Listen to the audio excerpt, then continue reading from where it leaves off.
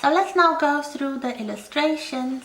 These are the illustrations that you can find on Moodle as well, if you just want to quickly browse through them without having to listen to the entire lecture. But you may recall some of these styles, some of these clothes from our discussion on the levels of formality. Of course, the style would be expressed at all levels of formality, so whether it's a morning dress or an evening dress or some variation of day dress, it would follow the same principle of fashion as well as following the principles of style and the principles of appropriateness, of course.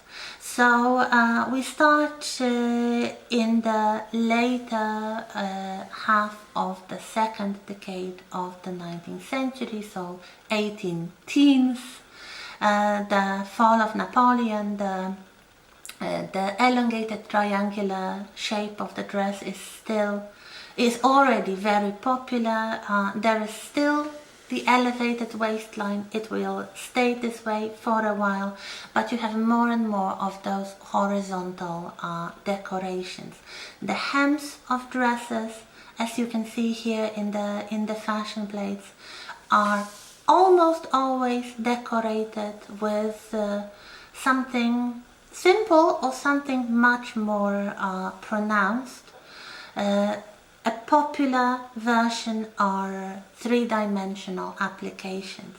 For the morning dress, long sleeves and high necklines are of course required. For day dresses, the whole thing, especially the bodice, is more structured, and you have the outer garments like a redingote or a spencer, or you might choose a walking dress that looks like a pelisse, so this pelisse robe. For evening dress, short sleeves and low neckline, but otherwise the shape of the waist, the shape of the skirt remains the same. Here we have a plate showing a selection of fashionable hats, or I would really call them bonnets, because they sit around the face, not really on top of the head, although the crown of these bonnets is quite pronounced. But as I said, in the Romantic period, sometimes the word hat and bonnet are used interchangeably. Later on in the Victorian period, the difference will be very, very visible, and it will be quite obvious. So as you can see, these bonnets or hats are very decorative. A very high crown, broad brim with lots of decorations, ribbons, flowers, live or artificial, made of silk. Anything that could be used for decoration. Feathers as well are still quite popular. This is really used for decoration. Here we have some clothes from the period. You can see, for example, garment for a colder season, the pelisse. I guess it's a true pelisse, not a pelisse robe, worn with a big fur muff for warming the hands, and this enormous bonnet with feather decorations and the lace decoration inside the brim. For evening wear, you might have elaborate hairdos, but you might have decorative headwear as well. So here we have a very fanciful, very elaborate dress for the evening with very full and ornamental short sleeves and very elaborate colorful applications at the bottom of the skirt, plus something that looks like a perhaps an indoor cap, but it's purely for decoration with lots of ribbons and the very full and decorative headwear. Here we have a photograph of a dress from Victoria and Albert Museum. This is an evening dress, as you can see. It's in pink color with quite a lot of applications, mostly at the hem of the skirt, but also generally decorating the skirt. The waistline is still somewhat elevated, the décolletage is low, and the sleeves are short but full. This is something very typical for this romantic style. As you can see, the dress itself is gradually expanding, so the elongated triangle kind of expands at the bottom.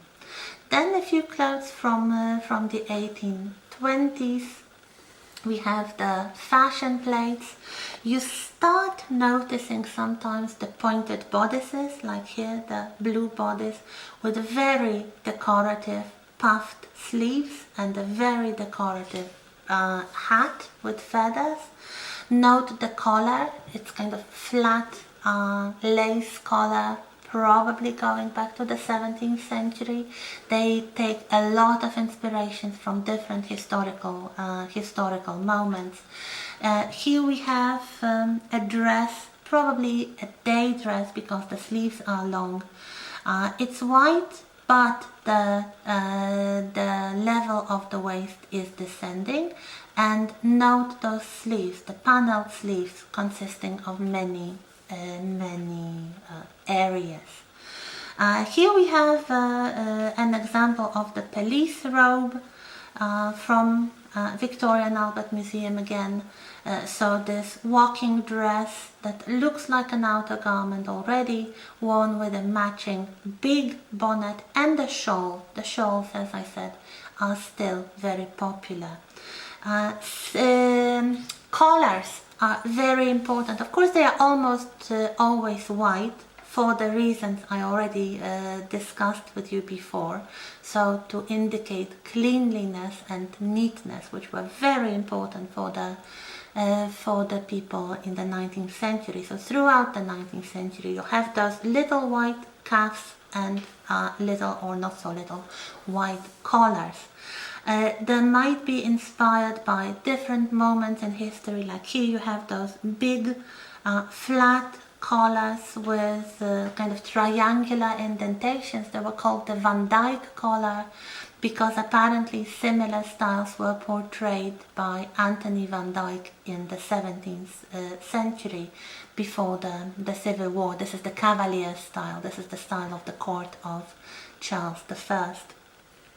Or you might have the ruff collars, those that required those goffering irons, if you remember, were a Tudor style, something popular at the courts of Henry VIII, the ladies of the court of Henry VIII, and especially Elizabeth I. So very elaborate, ruffled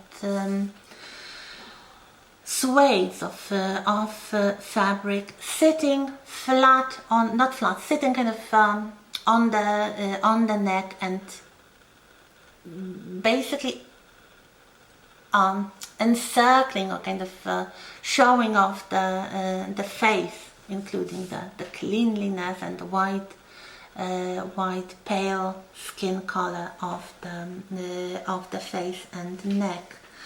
So ruff collars, very often also worn with decorative caps with lots of ribbons and bows and lace and streamers and such things. So these are very popular things, and you can see quite a lot of them. They later go out of fashion.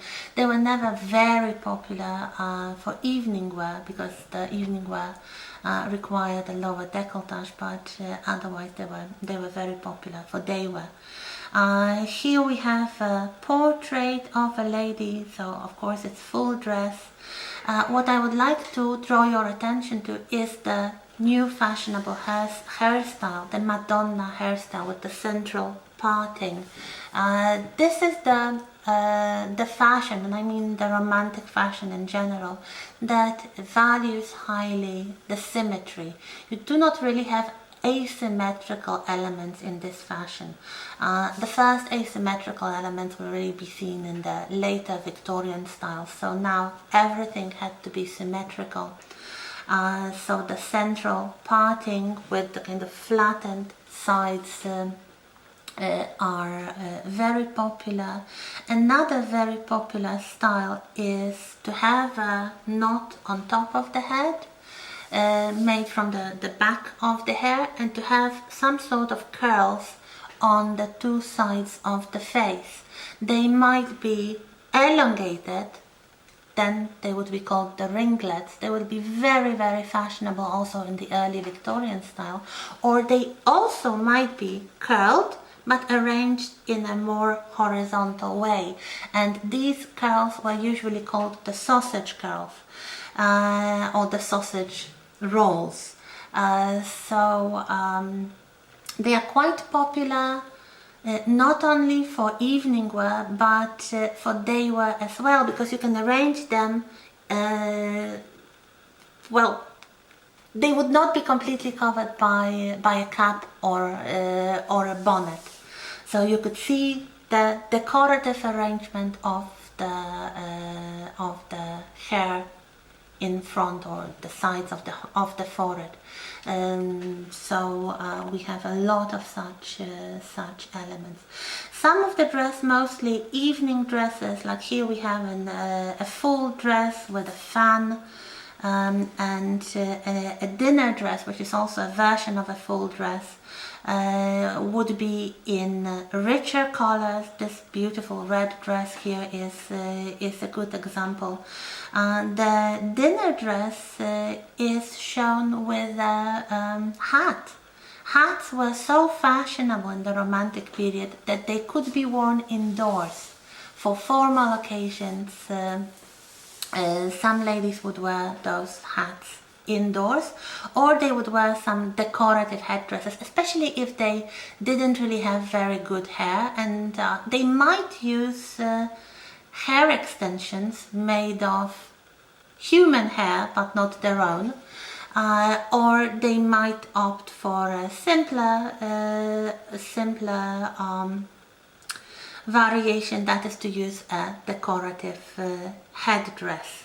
For the evening, of course, still for the morning, the caps are very popular with morning dresses, so much so that very often with the day dresses you have the caps being still worn and the bonnet or a hat put over the cap. Here we have a promenade dress with some fur trimming at the bottom, and if you look close you can see that the lady is wearing a cap underneath a hat.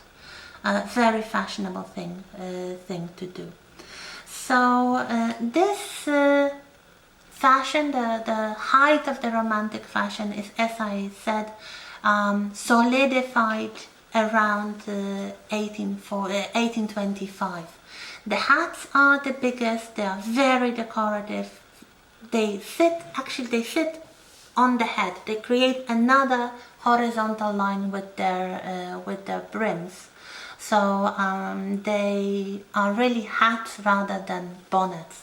Here we have a fashion plate showing only hats. Here we have some fashion plates showing costumes, mostly day costumes of course, with very elaborate hats. The hats that help create the hourglass silhouette. So a lot of horizontal lines. The line of the brim of the hat, the line of the shoulders, and the line of the hem of the skirt. These proportions are true for day dress and evening dress. Here we have a nice fashion plate showing the evening dress in movement with the lady dancing. So as you can see, they created a lot of very youthful exuberance, and they were made of lightweight materials, so they apparently looked very charming when the ladies were dancing. For they were different variants of clothes with the leg of mutton sleeves. The mid-20s are really the height of the leg of mutton sleeves. Almost all costumes for the day have those sleeves. Big hats with big brims, and usually some hem decoration still. If we look at the portraits, and here we have some relatively late portrait by Ingres, note the hairstyle, note those sausage curls, and not at the top of the head. Note the decorative collar. This time it's flat, but it's made of like a few layers of clothing. Also note the use of jewelry. This is the period when jewelry becomes very fashionable and very colorful. So if you could afford gold and all kinds of precious stones in rich colors, you would go for it.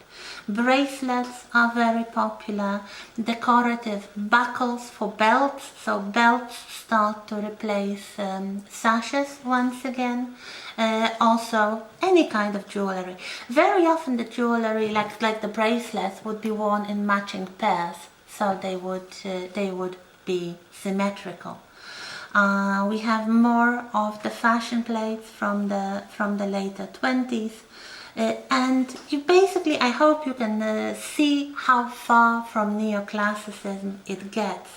So the waistline goes to the natural level, and you have all those horizontal lines created by the costume and matched with a very trim small waist.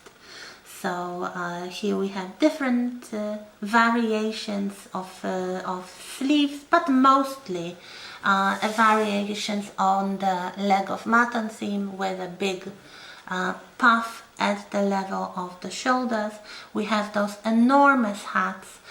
Similar hats will be fashionable again in the Belle Epoque style, but the rest will be quite different. The dresses gradually get longer, so sometimes you can still see the feet in day dresses, but not so much as before. And in the evening dresses, you don't really see them a lot. So yeah, we continue in a moment.